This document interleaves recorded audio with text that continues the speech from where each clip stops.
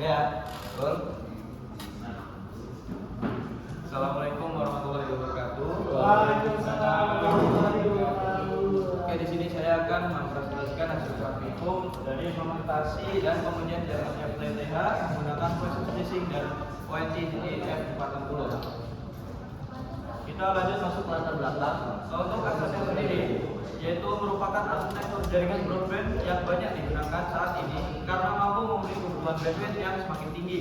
Teknologi ini menyediakan koneksi internet berkecepatan tinggi dan stabil hingga ke rumah pengguna atau pelanggan.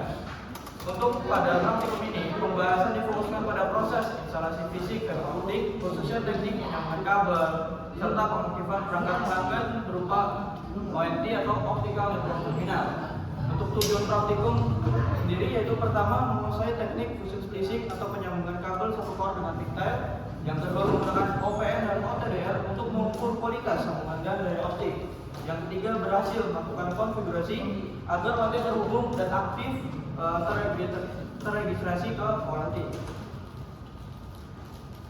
Selanjutnya untuk topologi, yang pertama itu adalah upstream. Upstream adalah sumber internet utama dari pusat ISP.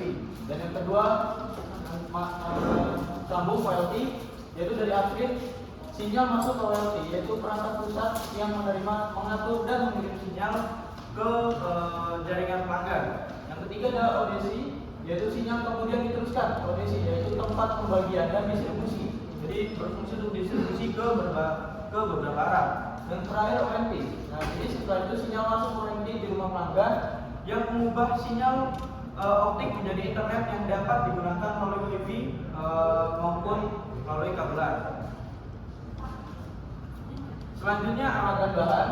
Di sini saya menggunakan yang pertama adalah fusion splicer, yaitu berguna untuk penyambungan serat optik. Yang kedua ada cleaver dan stripper untuk memotong dan mengupas kabel FO secara presisi. Yang ketiga ada kabel FO, one core and pigtail. Yang keempat tisu dan alkohol. Yang kelima ada protektor, ONT optical network terminal, yaitu dengan merek ZTE F460 dan laptop, smartphone tak potong. Dan untuk alat ukuran sendiri saya menggunakan OPM, yaitu optical power meter. Di sini berfungsi untuk mengukur daya optik yang diterima atau NX. Dan yang kedua ada visual fault locator atau VFL, mendeteksi dan melokalisasi kesalahan atau kerusakan pada kabel serat optik secara visual, seperti titik putus, sambungan buruk atau tikungan yang tajam. Nah, di sini ada alat-alatnya ya.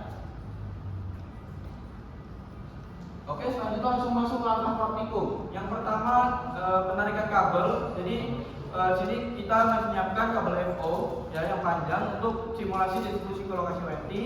Yang kedua ada persiapan serat. Jadi yang pertama kita kupas kulitnya, luar kabel FO atau jaket dan lapisan cladding. Bersihkan menggunakan alkohol, inti serat core dan tisu non serat. Yang ketiga ada pemotongan kabel. Di sini untuk pemotongan kabel menggunakan clipping agar presisi pada ujung kabel FO dan pigtail. Yang keempat selanjutnya ada penyambungan. Di sini menggunakan fusion splicer. Jadi habis disambungkan kemudian diberikan protektor dan dipanaskan. Selanjutnya di sini pastikan nilai rendaman sambungan atau DBLS-nya serendah mungkin atau minimal 0,05 dB. Selanjutnya ada pengujian kabel. Di sini pengujian mengukur daya optik yang masuk ke ONT menggunakan OPM itu sendiri. Selanjutnya untuk instalasi logis, di sini kita akan mempersiapkan ONT. Jadi yang pertama ada set ONT hingga lampu lokasi itu berketik merah merah. Yang kedua ada konfigurasi ONT. Masuk ke halaman login dengan usernya default super admin, super admin, dan buat juga user class-nya yaitu mahasiswa dan passwordnya menggunakan NPM. Dan untuk di bagian network dengan modenya PPOE. Kemudian step 3 membuat SSID. Di sini kita membuat SSID dengan NPM kita sendiri, yaitu contohnya NPM saya 2375842 dan passwordnya 1 sampai 8. Selanjutnya yang keempat ganti starting IP.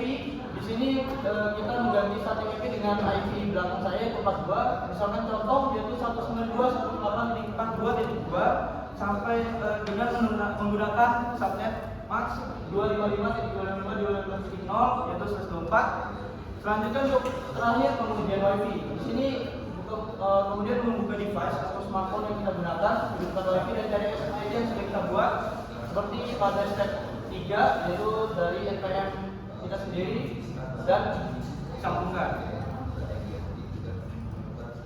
Selanjutnya ada analisis hasil redaman. Di sini yang pertama analisis hasil dari khusus teaser. Jadi untuk parameternya di sini ada redaman satu teaser yaitu nilai progres 0,01. Di sini nilai redaman ini yang dihasilkan dari penyambungan splicing 21 optik, statusnya sukses. Nah untuk kesimpulannya, jadi kualitas splicing yang sangat baik, nilai redamannya itu 0,01 dB, jauh di bawah standar industri yang umumnya menargetkan 0,0 dB untuk satu manusia. Kedua, jadi menunjukkan bahwa prosedur pengentasan stripping dan pemotongan clipping serat optik telah digunakan oleh sangat presisi dan kemudian surat terjaga. Yang kedua ada analisis redaman dari OPM itu sendiri, yaitu yang pertama panjang gelombangnya sekitar 1.300 nanometer dengan keterangannya panjang gelombang yang digunakan untuk pengukuran, dan untuk daya optiknya yaitu dBm yaitu minus 12,66 dBm. Jadi untuk daya optik yang diterima oleh OPM yang variabel yaitu dalam skala logarithmic.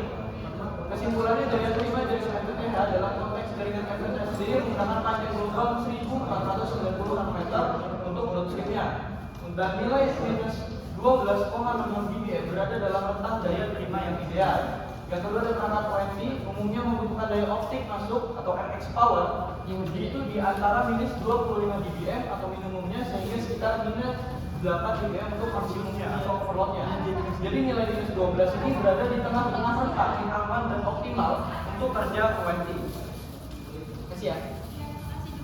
Selanjutnya hasil dari kesimpulan. Untuk hasil utamanya redaman sambungannya 0,01 ya, di sini ada terhibur sedikit, dan yang kedua dari daya terimanya itu minus 12 dBm, minus 12,6 dBm. Status UNT-nya registrasi ke OLT berhasil dan fungsionalitas konfigurasi UNT-nya berhasil. Jadi untuk kesimpulan kali ini adalah penyambungan splicing yang berkualitas tinggi dan kebersihan serat adalah kunci utama redaman rendah dan daya optik yang baik. Yang kedua, tahap instalasi fisik dan konfigurasi logis atau UNT harus berhasil agar jaringan FTTH dapat beroperasi penuh. Oke, sekian. Ada yang ingin ditanyakan? Saya. Pak Mas Reza. Oke, gitu. Mas Reza. Waduh, udah desain. Oke, saya ingin bertanya mengenai FTTH tadi. Sepertinya saudara Hafiz menjelaskannya terlalu cepat tadi ya. Coba jelaskan kembali mengenai FTTH tadi dan juga apa kelebihan dari menggunakan bagat. Coba jelaskan. Ya, jadi di pertama di latar belakang ya.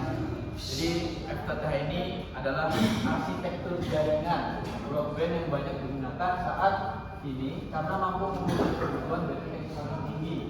Jadi teknologi ini lebih stabil dan berkecepatan tinggi dalam mengirimkan internet satu paket hingga ke rumah pelanggan. Untuk kelebihannya sendiri yaitu untuk bandwidthnya dia semakin tinggi gitu. Bandwidthnya tuh tinggi dan juga kecepatannya itu stabil karena dia menggunakan serat optik yaitu kecepatan cahaya. Dan untuk kelemahannya tersendiri yaitu biayanya sangat mahal sekali, dari infrastruktur, dari alat-alat dan bahannya itu sangat lumayan mahal sekali dan biayanya tinggi. Seperti itu Mas. Terima kasih. Ada pertanyaan lagi? Untuk Gilang? Gimana?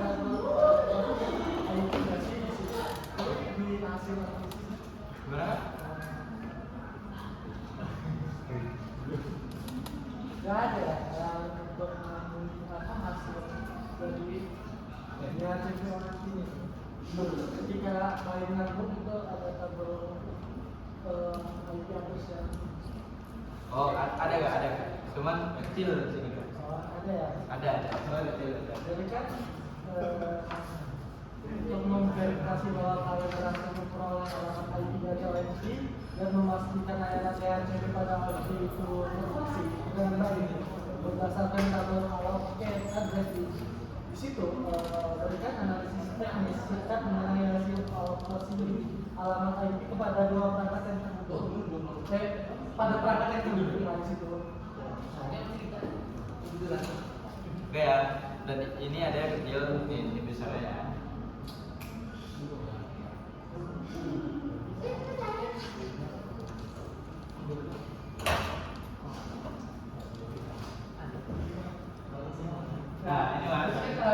internet yang terhubung betul. Ya, betul. Ini ada bilang ada sisinya dari HP.